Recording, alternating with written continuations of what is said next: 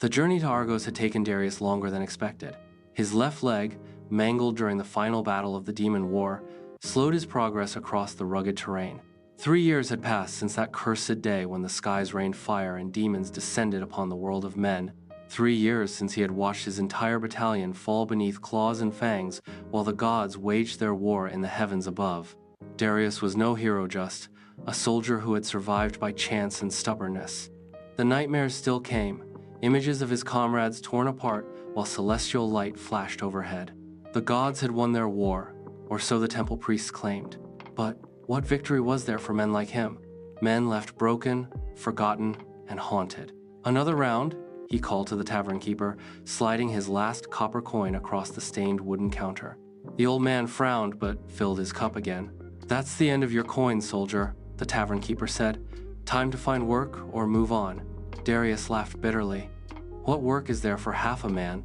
The tavern door burst open, admitting a disheveled merchant whose fine clothes were torn and muddied. "Bandits!" the man gasped. "On the eastern road!"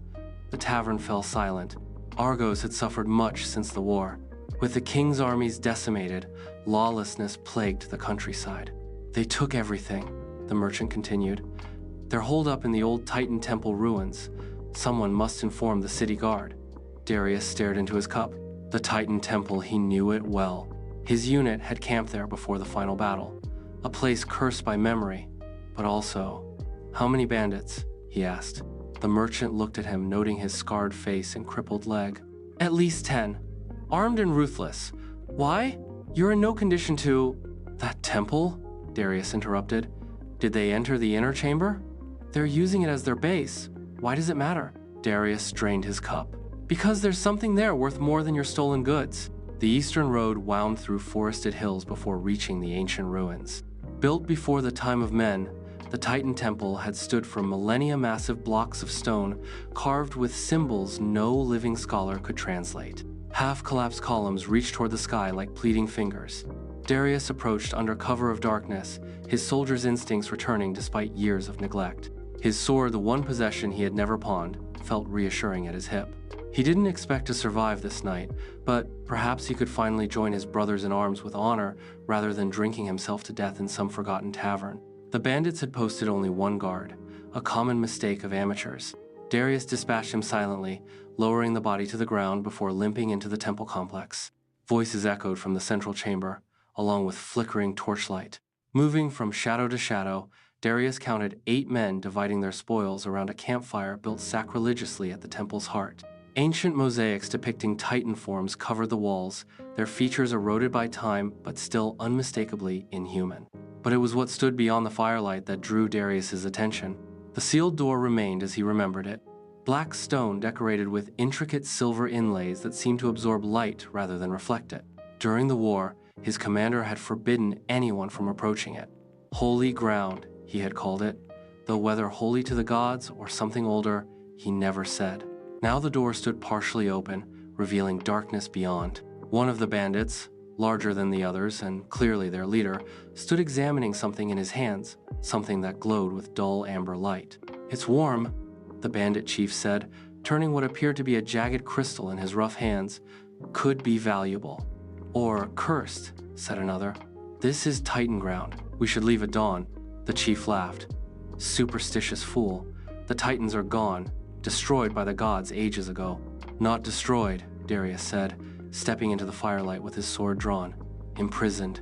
8 heads turned toward him. The bandit chief tucked the crystal into his belt. "You've picked the wrong night to play hero, cripple," he sneered. "I'm no hero," Darius replied. "Just a soldier who knows what you're meddling with." The first bandit rushed him, and Darius's body remembered what his mind had tried to forget. His blade found the man's heart with practiced precision. The second fell just as quickly, but the third managed to slice Darius's arm before receiving a fatal thrust. The remaining bandits circled him cautiously now. Even with his bad leg, they recognized a trained killer.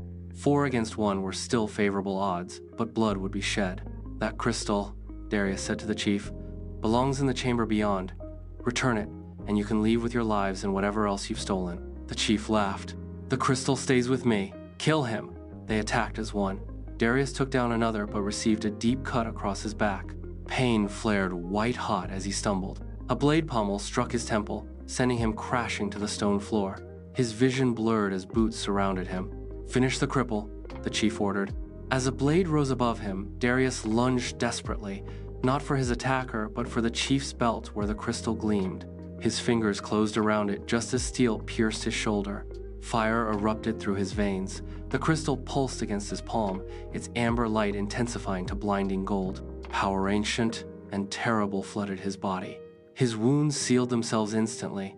His mangled legs straightened with a sickening crack as bones reknit and muscle regenerated. What is happening to him?" one of the bandits gasped. Darius rose, his body transformed. Strength such as he had never known coursed through him. The crystal had sunk beneath his skin, its light now pulsing beneath his flesh, tracing patterns along his veins. So long imprisoned, a voice that was not a voice resonated inside his mind. So long waiting, a vessel at last. "What are you?" Darius whispered. "I am Hyperion's last breath. Titan of light, watchfire of the east, imprisoned by Zeus but never destroyed. And now, I am you." The bandits backed away as Darius's eyes flared with golden light. Without conscious thought, he extended his hand, and a beam of concentrated light erupted from his palm, incinerating two men instantly. "Demon!" the chief screamed, turning to flee. Darius, or what had been Darius, moved with impossible speed. One moment he stood in the center of the chamber, the next he blocked the temple exit, golden light emanating from his transformed body. "Not demon," he said, his voice layered with another, deeper tone. "Titan." Miles away, atop Mount Pelion, a hooded figure looked up from her sacred fire. The flames changed color suddenly, from orange to bright gold, a sign she had not seen in centuries. "Mistress," a young acolyte approached cautiously. "The flames." "I see them," the oracle replied, her blind eyes reflecting the unnatural fire.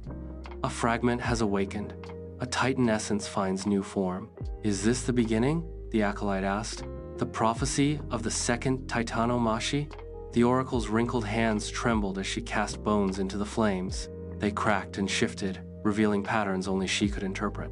"No," she whispered, "not the beginning. This has been unfolding since the demon war ended, but it is accelerating now." She turned her milky eyes toward her acolyte. "Prepare the sanctuary. We will have visitors, soon a shepherd who commands lightning, and now a soldier with a Titan's heart." "What shall I tell the divine sentinels?" the acolyte asked, referring to the temple guardians, lesser gods assigned by Olympus to protect the oracle. "Tell them nothing," she replied. "Their loyalties lie with gods who cannot be trusted in what is to come." As dawn broke over the ruined temple, Darius stood among the bodies of the bandits, trying to comprehend what he had become. The power had receded somewhat, the golden light now a subtle glow beneath his skin. But he could feel it, the Titan essence merging with his being, changing him cell by cell. "We are one now," the ancient voice whispered in his mind. "The bond is permanent." "What do you want from me?" Darius asked aloud. "Freedom for my kind. Vengeance against the gods who betrayed us. But first, survival. Others will have felt my awakening. Both gods and Titans will hunt us now. Where do we go?" "East," the voice replied. "To the oracle. She who sees beyond divine deception, she who foretold this day, would come." Darius looked down at his leg hole again after years of dragging it behind him. Whatever price this power would demand, he had already begun paying it by binding himself to a primordial entity older than civilization itself. As he stepped from the temple into the morning light, a distant rumble of thunder rolled across the clear sky, an impossible sound on a cloudless day. Somewhere, the gods had noticed the disturbance in the cosmic order. The hunt had begun. To be continued.